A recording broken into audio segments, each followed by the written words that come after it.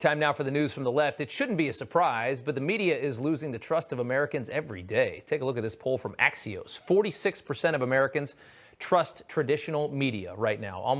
That's a serious drop, I should say, of almost 60% that trusted the media back in 2019. That's unbelievable.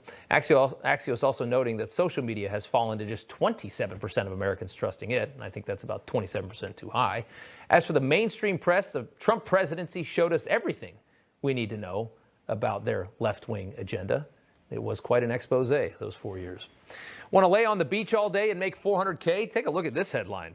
Top paid LA lifeguards earn up to $392,000 annually. That's amazing. We've seen headlines like this from fire departments, police departments, just working a ton of overtime. That's how it works, but it's wild. In fact, 7 different lifeguards in LA County made over $300,000 in 2019. 82 of them, 82 lifeguards made more than $200K. Investigation was done by Forbes. California state taxes are through the roof, and it's easy to see why. It's so easy to game that system over there with that big government. Sadly, $400,000 only affords you a studio apartment in Encino these days. Joking, but not really. $400,000, not a bad deal for sunbathing all day and flirting with pretty girls on the beach. There are better jobs out there. Over at ABC, the myth of racist police is alive and well during the Derek Chauvin trial.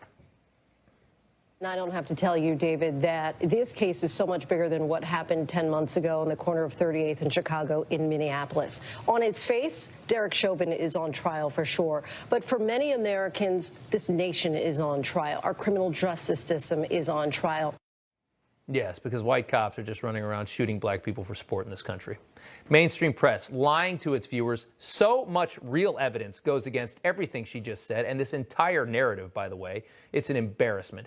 Minneapolis right now is a powder keg, much like this entire country. The honest truth is the riots, they're coming either way. Even if they sacrifice this cop to the mob, BLM and Antifa are still going to burn that city and this country down again. We're going to go through this again, I guarantee it. And what a martyr for the left, by the way. George Floyd, a career criminal drug addict, a man who put his gun to the belly of a pregnant woman while his friends ransacked her house. That's the martyr. They've got candlelit vigils for him all over the place.